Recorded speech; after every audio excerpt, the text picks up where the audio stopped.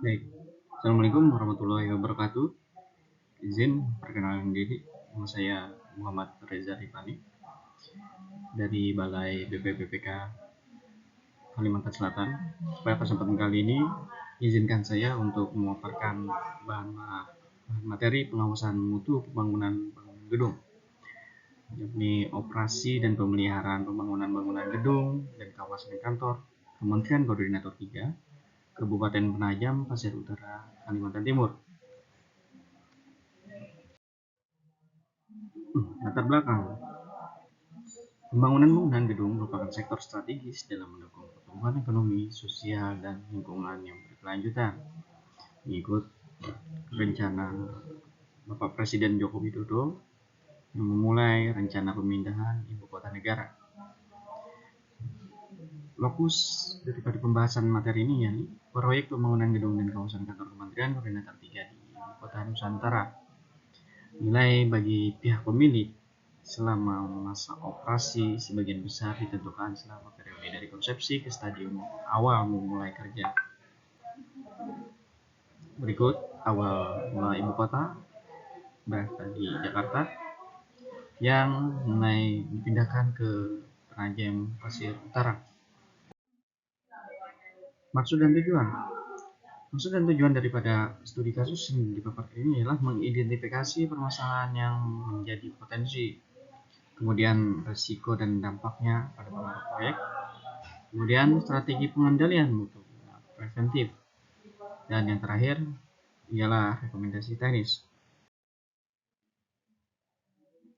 Identifikasi permasalahan tahap operasi dan pemeliharaan. Pemeliharaan ya terbagi menjadi dua, yakni yang terencana atau yang rutin dan terjadwal, kemudian tak terencana, misalkan ada bencana atau hal-hal di luar perakiraan dan kendali.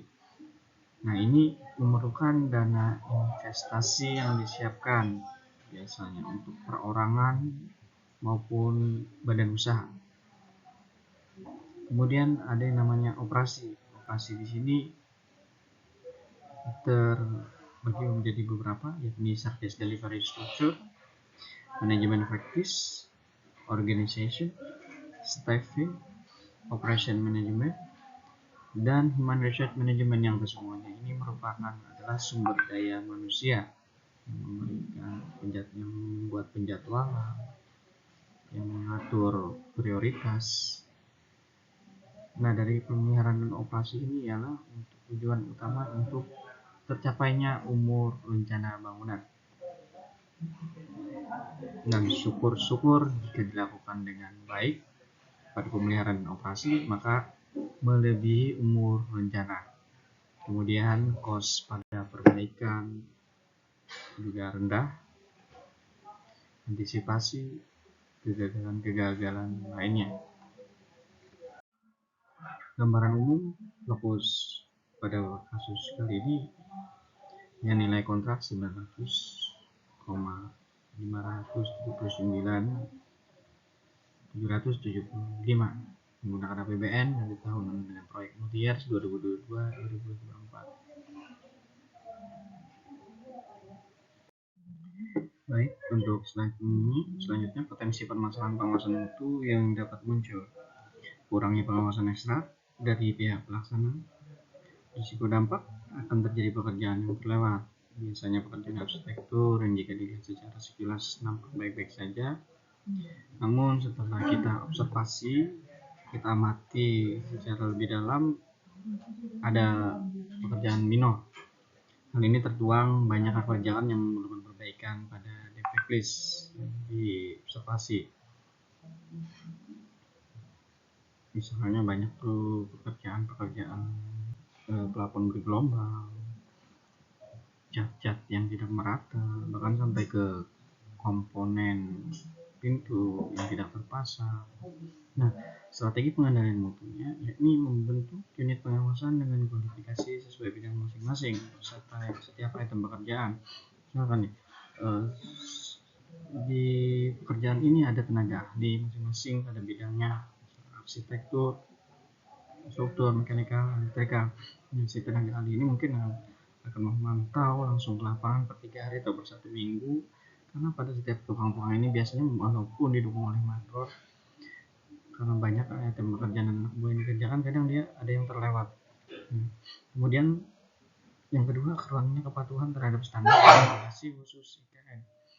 Risiko dampak desain yang tidak patuh dapat menimbulkan penolakan izin pembangunan atau bahkan penghentian proyek oleh otoritas IKN.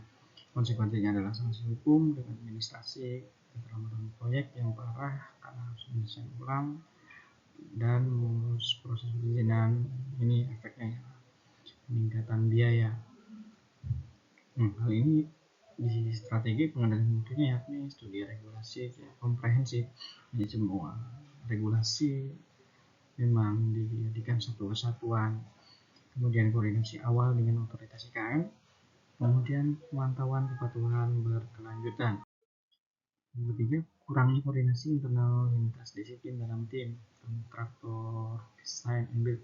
Risiko dampaknya, kurangnya koordinasi seringkali memicu benturan desain tes di lapangan atau sistem misalkan MEP dengan balok struktur tidak sesuai dimensi atau perubahan desain mendadak yang mempengaruhi disiplin lain. Hal ini penundaan jadwal produksi karena tes diselesaikan di lapangan. Banyak membuang material, membuang waktu. Strateginya yakni implementasi BIM terintegrasi, rapat koordinasi, desain multidisiplin rutin, penetapan single source of truth document. Jadi building terintegrasi ini secara on time memberikan informasi ke masing-masing bidang dan pihak menjadi perubahan, dan sumber data yang digunakan pun sama satu.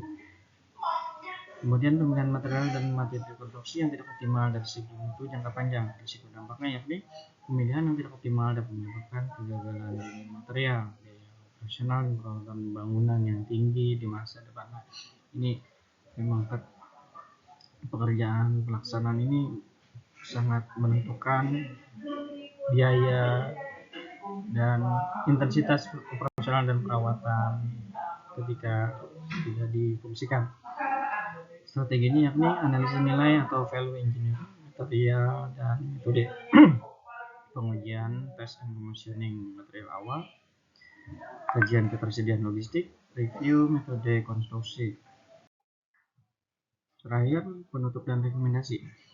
Penutup, kehadiran MK sangat vital dalam menjembatani dan memastikan standar mutu yang tinggi tetap terjaga di tengah dinamika metode, desain, build, dan penyusunan jadwal yang ketat.